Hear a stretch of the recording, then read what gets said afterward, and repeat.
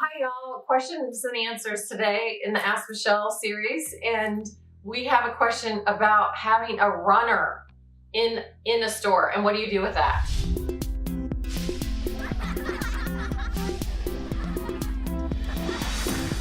All right, so here's the question that came in from a listener about trying to do the daily tasks that we have to do out in the world, and a kid who won't stay with you. What do you do with this? What do you do? Okay, I have a runner. It terrifies me when I lose track of him. How do I get my child to stay with me in Target? Okay, so I'm joking, but there's always the leashes. Not a big fan of the leashes, and they're necessary in some cases where their children are in danger, by all means. That's not what I'm endorsing today. Okay, so this is just your average child who is not wanting to stay in the stimulation of the store that is Target or the grocery or whatever. So first, I would say we need to set expectations in the car before you go into the store. Outline what your expectations are. That I need to see you stay next to the cart or in the cart. And if you want to be out of the cart, then you have to stay next to it, and you have to be in the aisle where I am, where I can see you. If you're not doing that, then I'm going to put you in the cart. So there's a consequence there. So that they get an opportunity for success to be out of the cart and be curious and touch and look at things and put them back. And you explain that, like what you need to see, that they need to stay in an aisle near you and they can look at things and they need to put things back too. And that if they're not able to do that, then they're going to be put into the cart. Okay, so that's the first piece of expectation setting. After that, it's helpful for children to understand from you what it feels like to be you, the parent.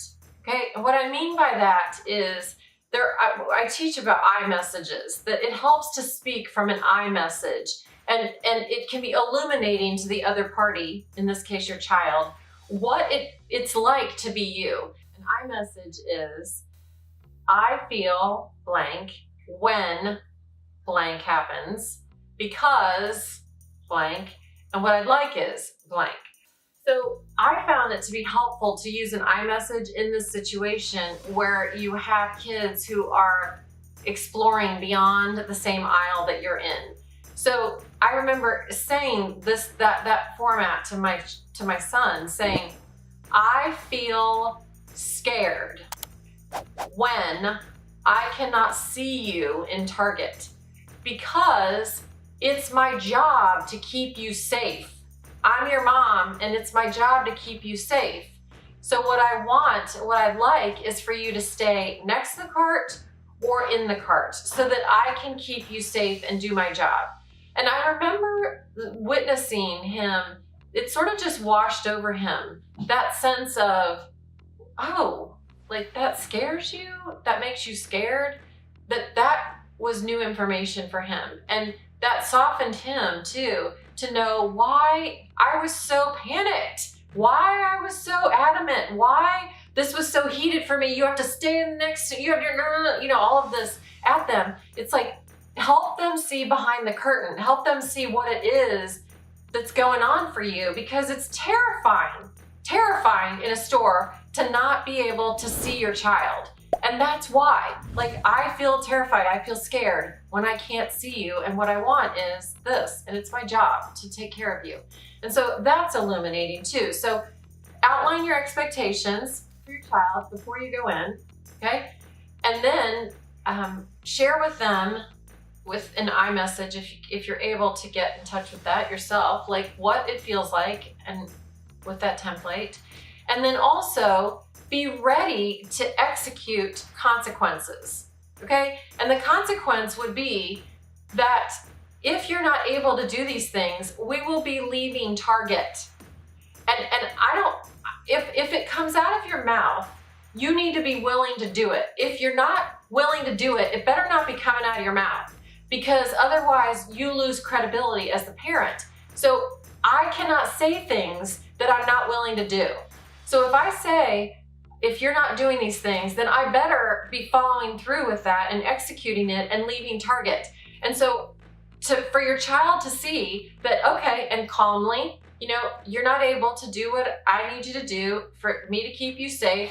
We're going to need to leave Target now.